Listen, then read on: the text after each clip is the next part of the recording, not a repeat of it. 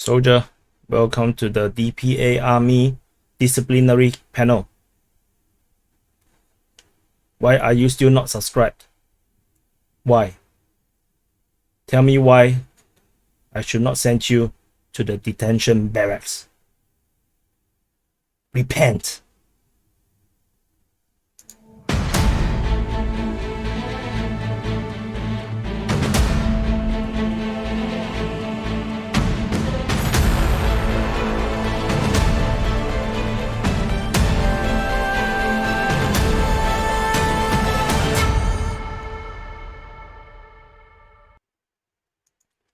Hello everyone, this is Defense Politics Asia, and this is the summary for the day of 196, 7th of September. So, but seriously, 45.5% of you are not subscribed, but many of you are returning viewers. You know, like most of you are returners. You're always coming back to watch, but you are not subscribed. So please subscribe, because if you don't subscribe, the channel cannot grow. The YouTube is not giving me new viewers, you know, very few new viewers. So you guys must subscribe. If you can subscribe but don't watch, it's okay. Just subscribe, huh? Just subscribe. So anyway, this is the summary for the 7th of September 196. There will be also information, the latest information I saw for the 8th of September as well, especially for the Balakliya Front. So I want to start off with this breaking information. The Belarusian military is going to launch military exercises near the border of Ukraine from the September 8th to September 14th. So 8 to 14 September, they will be doing military exercise. However, according to the map that I saw coming from this source, it is across the entire border region with Ukraine. This is extremely unusual because nobody do military exercise in this way. So it's usually only in one region across the entire border region. So it might be a host. So because the Russians are now having a lot of pressure because of the Kherson offensive, where they have to have enough troops to hold up, and then they are neglecting the Balakliya Front where they are losing ground, and they need some kind of distraction and diversion of the Ukrainian attention, focus, or the military forces itself. So perhaps Putin might have asked Belarus to do some actions to try to release the pressure that is on the Russian military at this moment. At least give the Russians some time for them to reinforce the forces, bring in more troops or whatever. So maybe this is why this is happening, because the timing is unusual and it's very sudden. So this information is significant in that way. So according to the Ukrainian Defense Ministry, they reported that the Ukrainian Air Defense have destroyed 2 Russian Sukhoi 25, 1 Ka-52 attack helicopter, and 1 Mi-24, which is also an attack helicopter. So they did not specify the location. They only say in different directions. As per usual, the Ukrainians are not very specific when it comes to this kind of information. So let's move on to the Southern Front, where the Ukrainian Kherson offensive is happening. The Great Kherson offensive is a lot slowed down, but information has been coming out to verify some of the informations that we have some doubts on previously. So firstly, the Ukrainians still continue to claim on Oleksandrivka. They still report Russian shelling in that location. So we still have not have any corroboration information outside of just the Ukrainian special communication channel and the Ministry of Defense. So we have to wait for corroboration before we can confirm that there's a change in this front line over here. Otherwise, there is no more. There is actually a ground offensive. This is actually reported by Rybar, the pro-Russian source. this information is not from the 7th, which is this what this summary is supposed to do. This is actually the today's information that on the 8th there is fighting reported on the eastern side of Myrne. So in fact, it's actually between Blahodatne and Ternovi Pody. So there is fighting reported in this area, and reportedly there's a breakthrough against the defensive position of the Russian forces in this area. However, that's as much as I gathered. So you have to watch tomorrow's summary to find out what exactly happened. So the Kherson offensive is still ongoing, and so don't dismiss it yet. So however, we do have the Russian Ministry of Defense reporting shelling of the position at Blahodatne. So this, which is actually named Petrivske. So Blahodatne is actually being shelled, and then as a result, this actually confirmed the previous information, or to confirm that this position is actually captured or controlled by the Ukrainian forces. So Ukrainian forces have captured Blahodatne or Petrivske. So based on this Ministry of Defense of Russia report, so which means the Russians are not really having position here. So which means the previous offensive against here, remember we talked about this offensive at Ternovi Pody, Zelenyi Hai, and Blahodatne.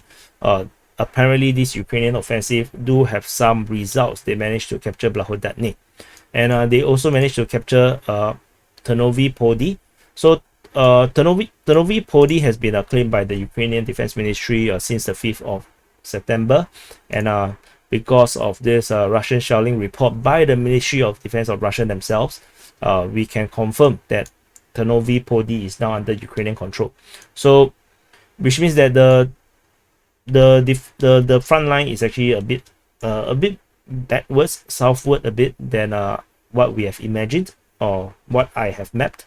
So so this is why it is important to map and actually put some benefit of the doubt for the Ukrainians. Anyway, for those that are new to this channel or don't understand the mapping, there's actually two different maps. This is actually not one map, this is actually two maps. It's a Ukrainian map and the Russian map. This is how you should read this mapping. So so the Ukrainian mapping, so it's based on the shelling report. Then you will actually see that the Ukrainian front lines are actually a lot deeper, and the Russian, based on Russian reports, is a different front line, which is why the overlapping ones are the conflicted ones, the gray zones that we are not so sure who is actually in control of what, and which is why we have to map in these possible claims of positions by the Ukrainians or even by the Russian side, so that we can actually corroborate this information later, and then we can get the actual situation on the ground. Since when? For example, Ternovi Pody probably is already captured by the Ukrainian forces since the 5th of September. That's why we need to map in this way. I saw comments that saying that have I put too much credit in the Ukrainian Ministry of Defense report on the shelling, and then I'm giving them very ridiculous grounds. I do want to remind you guys that the Russian Ministry of Defense will not, and they had never acknowledged any Ukrainian success. Never. So I have covered the war for the past 196 days already. I can tell you the Russian Ministry of Defense never admits defeat. Okay, they never admit any losses of ground. So which is why it is important to find other sources of information to confirm where the Ukrainians actually make advances. Even Rybar, because Rybar is pro-Russian source, they do not necessarily acknowledge Ukrainian captures easily. So although sometimes they do provide us information that we don't get from the Ukrainian Defense Ministry, which is why we need to have multiple sources, multiple trusted sources to help to corroborate the information. For example, Novobakhmutivka is currently claimed by the Ukrainian Defense Ministry due to a shelling report. So we shall see. We will take time to let this run out. So don't be impatient. It's nothing to do with pro-Russia or pro-Ukraine. It's just reporting. I report. That's what the Ukrainian reported. I reporting what they reported to you. That's all. So don't be so cranky. So there's nothing happening over here at the Yehorivka and Pervomaiske, Blahodatne region over here. Nothing much happening here. So over at the Davydiv Brid Front. At the Davydiv Brid Front, we have some partial withdrawal reports based on the Russian Defense Ministry. They say due to high losses, there are some Ukrainian troops are withdrawing from Zelenyi Hai. So take this with a pinch of salt. Usually this one contributes nothing to the macro situation. And otherwise, the Ukrainians continue to hold strong positions or hold the position strongly, or rather they strongly want to hold that position. Yeah, I think the last one is correct. They strongly want to hold these positions despite the Russian bombardments. And reportedly, according to pro-Russian source Ryba, the Ukrainian troops are doing rotations of the troops within this area to try to hold this position as long as they can. Yesterday we reported that the pontoon crossings were destroyed. However, the latest information I get is that the river is actually very shallow.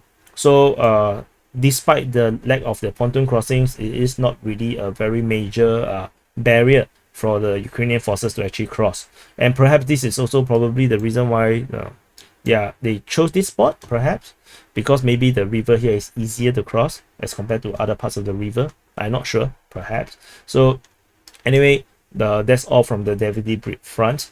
And moving on to the Kryvyi Rih Front.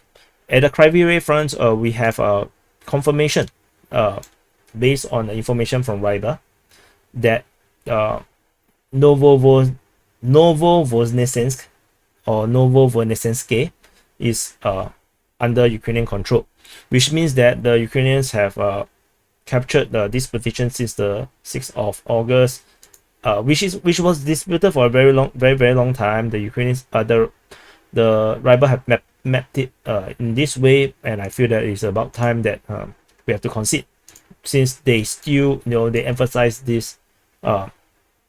Previously, they only indicate it within their mapping. They have never textually wrote Novovoznesenske as under Ukrainian control. They only map it.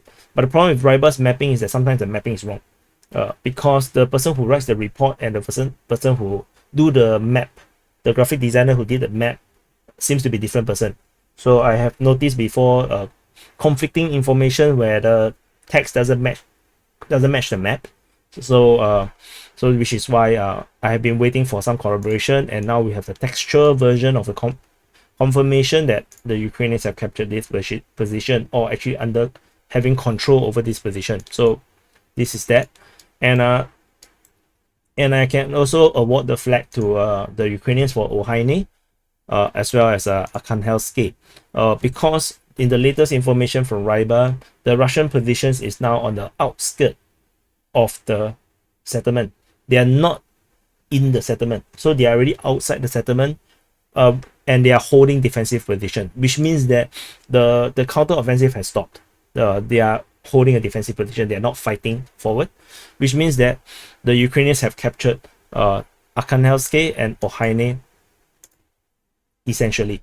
So but however, the same cannot be said for Vysokopilia. So in Vysokopilia, the Russians continue to hold the southern part of the settlement and the village or the town. So the Ukrainians still have not captured this position. So otherwise, the Ukrainians have captured Olhyne and Arkhanhelske.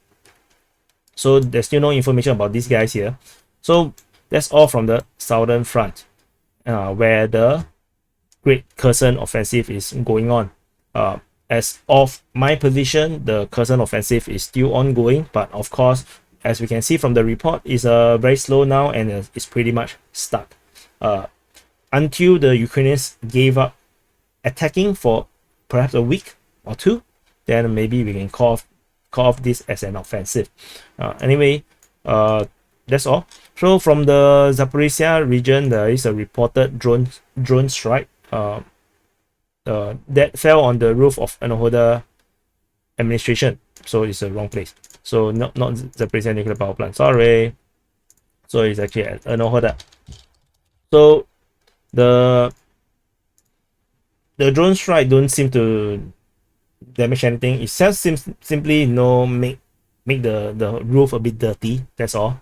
So apparently there is a gunner, detained a gunner, or probably the guy that controls the drone. So this is just some not very important report, but it's still a report nevertheless. And moving on to the Zaporizhzhia Line. At the Zaporizhzhia Line, there is no real offensive things to talk about, and tentatively,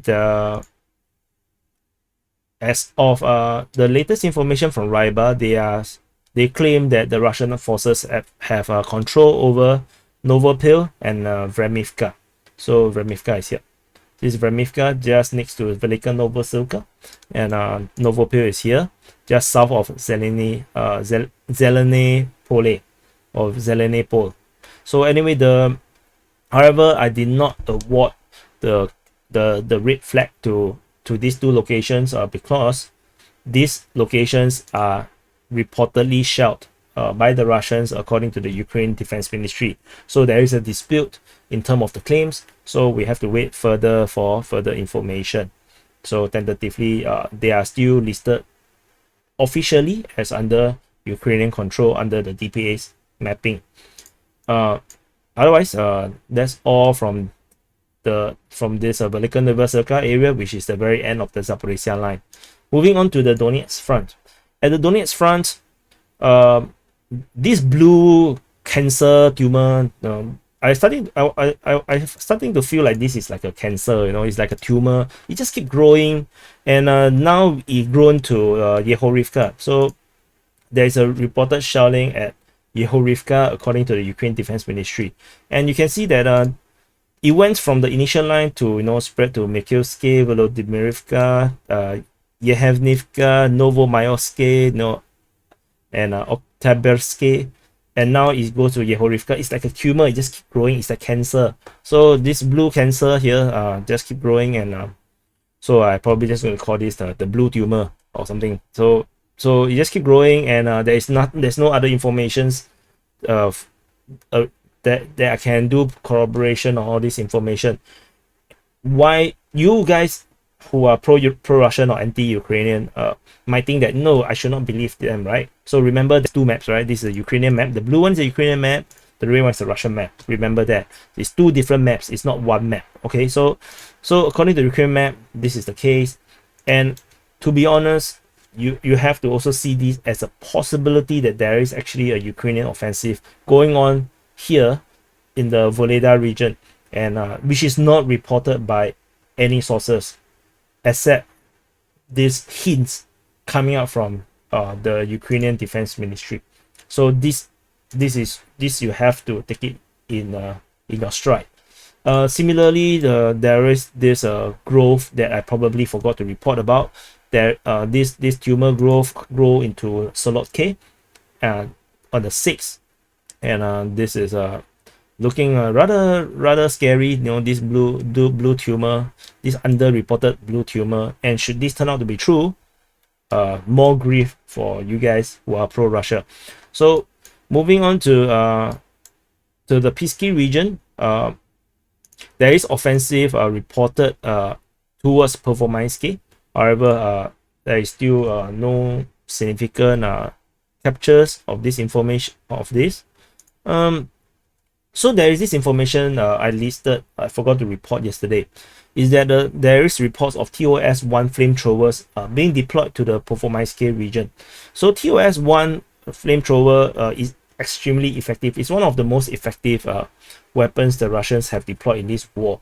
And every time this artillery is being used, or flamethrower is being used, they tend to take over the settlement that they are attacking rather soon, because whenever the flamethrowers come, they actually wipe out the entire fortification and entrenchment, and the Ukrainian forces that survived that or in the rear do not dare to go forward, and the Russians are able to capture ground due to the deployment of such crazy super weapons. So this report is quite significant because the Russians do not have a lot of TOS-1, so which is why we do not see them widely deployed across the entire Ukraine.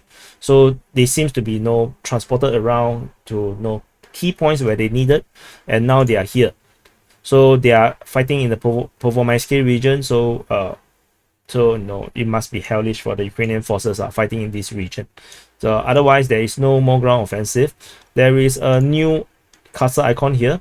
According to a video shown by Ryba, they show a strike, artillery strike on a alleged Ukrainian stronghold or fortified position in the forested area. But if I'm not wrong, it's this one. As you can see, there is some entrenchment around here. Maybe I should move this here. So yeah, maybe it's this one that they are trying to hit. And because according to the report, it was north of the takeoff field, basically north of the of this runway. So it's probably this one based on how the video looks like. It's not a very accurate geolocation, I think. But based on how the forest lines up, seems to be this one, because it's either this or this. But there is entrenchment here too, but I think my gut feeling is this one.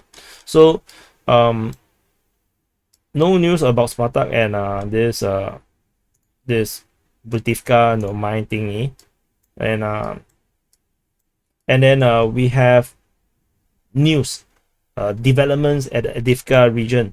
So the Ukrainians continue their winning route, winning combos, chain attack or whatever. So they have attacked Kamyanka and allegedly captured Kamyanka, because the Ukrainian Defense Ministry reported shelling at Kamyanka here, and there is also a report also from the Ukrainian Defense Ministry that they are defending Kamyanka. You see, they are defending Kamyanka, which means that the Ukrainian forces might have actually captured Kamyanka when everyone's attention is all at the Balakliya. So this is quite rather significant. And as a reminder, there's two maps. So which is why the Russian map is still there. The Russian map is still there. Pro-Russians, don't worry. If you don't believe the Ukrainian Defense Ministry, you still have Kamyanka. It's yours. But if you are pro-Ukrainian or you're neutral, then this is something that you need to see. Otherwise, and similarly, there is also this shocking thing that the Ukrainian Defense Ministry actually reported shelling at Novobakhmutivka. So this is another claim over another Russian controlled territory. We will continue to monitor if this is the case as we move forward. So that's all from the Donetsk Front. At the Bakhmut Front now. At the Bakhmut Front, there is fighting reported at Mayorsk, according to the Ukraine Defense Ministry. Remember, for those that don't like the Ukraine Defense Ministry reports, if I don't put it, then you do not know that the Russians are attacking Mayorsk. Reality. So you want this information? You want, right? So the Ukrainians are defending against the Russian attack at Mayorsk. So this is actually also, this position is also being shelled by the Russian artillery as well. So further up north, after the capture of Kodema, indeed the Russian forces is now pushing from Kodema, and they are now attacking Mykolaivka, Druha, which is actually also reported by the Ukraine Defense Ministry. Which is why you cannot ignore the Ukraine Defense Ministry, because they are giving us this kind of information. You see, they say that the defense forces are holding the position and preventing enemy from advancing and repel enemy attacks at Mykolaivka Druga, which is actually Mykolaivka Druha, which means that the Russian forces, for the first time in a long time, attack a new position in the Bakhmut Front, because the Bakhmut Front has been stagnant for probably a month now, and they are now attacking Mykolaivka Druha, probably trying to cut off this road so that there is reinforcement towards Mayorsk can only come from Toretsk area, and the fighting is ongoing. So this is also a tacit way the Ukraine Defense Ministry acknowledges that they actually lost Kodema. They do not report that they lost Kodema. So this is the way how Ukraine Defense Ministry reports on their losses. And meanwhile, before I forget, there is a lot of blue pimpers here, which is already irrelevant to our battle mapping. So I'm going to delete the pimpers. So as I delete, you can clap the deletion of the pimple. Like clap, clap, clap, clap, clap, clap, clap, clap, clap, clap, clap, clap, clap, clap, clap, clap, clap, clap. So yeah, I think that's all you can clap. So and so for those that miss the pimple, do press F and just enter F in the comments. Pay their respect to the blue pimples. So moving up north, fighting continues at Zaitseve. Continue fighting at Zaitseve as well as at Vesela Dolena. So these two positions continue to be holding strongly against the Russian attacks, and still no breakthrough. Bombardments are continue to be reported in that position. In terms of at Bakhmut itself, the yesterday's offensive did not the days before the offensive did not continue, so only bombardments were reported. Similar situation at Bakhmutske and Soleda, only bombardments reported, and Yehorivka was bombarded as well. So that's all from the Bakhmut front. At the Seversk front, Myrne continued to be claimed as there's shelling report by the Ukrainian Defense Ministry. So otherwise, it's just bombardment across. And there is a reported attack on Yehorivka, according to the Ukrainian Defense Ministry. So so this is probably the umpteenth time. I don't even know how many times the Russians have tried to attack Yehorivka. So let's see what they're doing. And I also suspect that this might actually have something to do with the things that is happening on the other fronts, trying to draw attention. But this is too small an offensive for the Ukrainians to care. So moving on to the Slovyansk Front. So at the Slovyansk Front, or the Izium East Front, the Ukrainians have captured Olhyne and Bruzivka. So these two positions is captured. This is across the Sept Donetsk River. They have crossed the river and captured. Previously, I've reported that they have captured Stary Caravan. So this is actually part of the same capture, and they are moving more and more forces across the river. And this is the latest report. This you see is dated 8/9, so it's on the 8th of September. So it's actually the latest information that they have captured. And their DRG, their Deep Reconnaissance Group, or the recon forces, are reportedly operating south of Yampil and south of Lyman. This might be a signal that there might be a major offensive going to happen here at the Lyman front, or Krasny Lyman, or the TPA. The older DPA fans will know this as the Crispy Lemon. So at the Crispy Lemon area here, we might actually going to see a major Ukrainian offensive as the Ukrainian forces is trying to sense out where are the front line actually is, where the Russian forces are, and they are moving forces over. So we might actually see a new battle for Lyman again. So stay tuned for the Great Lyman or Great Lemon Offensive. So otherwise, there is a heavy bombardments across the entire front here by the Russians. These are reported all by the Ukraine Defense Ministry. So Krasnopedia, Dolena, Blahodatne, Yehorivka, Prishep, Sidorove. So all of them are getting shelled. So not sure, all this shelling, what can they do? So moving on to the Izium front, or the Izium South front.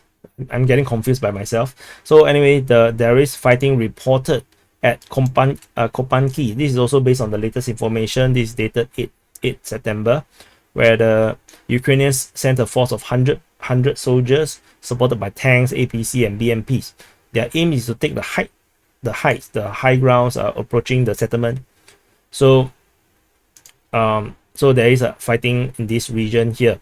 So Kopanki is actually under Russian control, and let's see where this goes. So this might be a attempt to either pin down the Russian forces or to take advantage of the redeployment of Russian forces over here at the Izium front. There is however a Russian offensive against Dubrovnik. That's it. This is from the Ukrainian Defense Ministry. So that's all from the Izium front here. On the Izium West area, there's no reports of any action here. So to join the Balakliya battle, the Balakliya offensive, we did not hear anything from there. So at the Balakliya front, the Great Balakliya offensive is still ongoing. This is probably day 2 of the Balakliya, or day 3 of the Balakliya offensive. And a lot of the icons from yesterday's report is still blue because it's actually still relevant to 7th, because this is the 7th September report. And but what is the developments is actually that there is the Ukrainians actually have entered Balakliya itself, and they have captured parts of the western part of Balakliya, and there is video of the Ukrainian forces with the at the Balakliya City Council. So however, the battle is still ongoing. The Russians have not fully withdrawn from Balakliya itself. However, the Russian forces at Balakliya seems to be very few. They are not having enough forces at Balakliya. The fighting is reportedly sporadic. It's not really a constant engagement. So the fighting is still reported in this area, and but I don't think the Russians will be able to hold for much longer. There is a report also of M270 spotted near Balakliya. This is the first time the M270 is actually reported in Ukraine. Previously, it's all very rumored. We have some videos, pictures, but they are not near the front line. This is the first time they are actually reportedly spotted at the front line. So you might be thinking, M270, what is it? It's actually the tracked version of HIMARS. However, it actually carries twice the amount of missiles. So HIMARS can only carry six rockets or missiles. The M270 can carry 12. So they just one M270 is equals to 2 HIMARS, and because it's tracked, it's able to go through rugged terrain, and which means they are even harder to find. And however, HIMARS got wheels, so wheels can actually move quickly across the roads, so they can drive very fast and run away very quickly. So HIMARS and M270 seems to work a bit differently, so they are used probably differently as well, I guess. So depend on how, but at Balakliya sounds very close to the front line, so maybe the Ukrainians are very, very confident. So in terms of the just another note, I have just done the live stream for the Balakliya report. So if you want to know more details and more information about the Balakliya front and some of the analysis, do watch the report, the live stream report, the video. Just go to the YouTube channel, this Defense Politics Asia YouTube channel. Go and check it out. And so that one will have a lot more about the implications, the strategies, and what is likely is happening and what is going to happen in the report. I will not do that here because this is the sit rep. So yesterday I mentioned that the Russian forces around this area is likely to be threatened with encirclement, and I'm indeed correct. The Russian forces withdrawn from this position, at least to the Shevkalovske position. However, there is a Suryak maps actually map Chekalovske as under Ukrainian control already. Personally, I do not think the Ukrainians are actually here. He reported all these locations are all captured by the Ukrainian forces, but I don't think that is true. I think the Russians simply withdraw. The Ukrainians is still not there yet. But the Russians are preemptively withdrawing because the Russian forces are always very sensitive to encirclement. They are always withdrawing before they get encircled. So that's why we don't really hear much of Russian encirclements I mean, Russian getting encircled, because they usually are very aware of the strategic picture, but they do not have enough troops, so the only thing they can do is to withdraw. So at least to this line of the Chekalovsky to Semenivka line, this line here, they are trying to withdraw to this line, but I suspect it wouldn't be enough. They might have to drop back further. So tentatively, this is the line. Tomorrow we'll probably have more information. Where is the exact line that they are going to hold their defense line? Because this is a withdrawal, this is not a defense line. They are withdrawing. The Ukrainian forces continue to be engaged at Semenivka. They're still fighting over there, and there is reports, not very verified yet, but there is fighting towards Shevchenkove. Similar to what happened earlier at Balakliya, where when they meet resistance at Balakliya, part of the force actually swing northward, and they actually do a flanking movement of sorts, and they actually captured Yakov and Kove. So similarly, this is what they are doing here. As they meet resistance at the Semenivka region, they actually swing another force northward, and they are reportedly around this non-settlement region, trying to move towards Shevchenkove. The Russian forces reportedly is engaging them in this region, and are trying to hold up the Ukrainian offensive. So if you look at this picture, then you'll probably see that why the Russians might still have to withdraw further to build a new defense line. So you want to know more, please go and watch the other video, the live stream, the report on the Balakliya offensive. And so I'm moving on to the Kharkiv front. At the Kharkiv front, we have information that the Ukrainka is actually under Ukrainian control. So previously, just want to show you the map. Previously, the map looks like this. So there was previously a triangular defensive fortification or defense line by the Russians, and reportedly they have control over Ukrainka. However, this is now debunked because the Russian Ministry of Defense actually reported that Ukrainian forces is withdrawing from Ukrainka, which means that due to concentrated fire, which means Ukrainka is actually under Ukrainian control, but I do not know since when. So we haven't have any dispute about Ukrainka from the Ukrainian Defense Ministry side. So the withdrawal icon is here, the Ukrainian partial withdrawal. I don't think most of these reported withdrawals is never full withdrawal. It's only partial, because the defense line never falls. So there are some troops giving up, they are withdrawing. However, what is significant is that we now know Ukrainka is under Ukraine's control. That which then put a lot of question mark on Bayrak now, because Bayrak has been reportedly shelled by by Russian forces for a very, very long time. So perhaps Bayrak is most likely under Ukrainian control as well. Let me draw this way. It makes more sense. Yeah.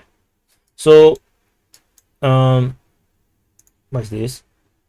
So I think the rumors, right, of the capture of Pervomaiske and Shevchenkove is unlikely to be true, because of exactly this information that the Russian Ministry of Defense reported. Because if these two positions is supposedly captured by the Russian forces, then we probably is not going to see Ukrainka under Ukrainian control. So which wouldn't make a lot of sense in that sense. So I'll be deleting these rumors.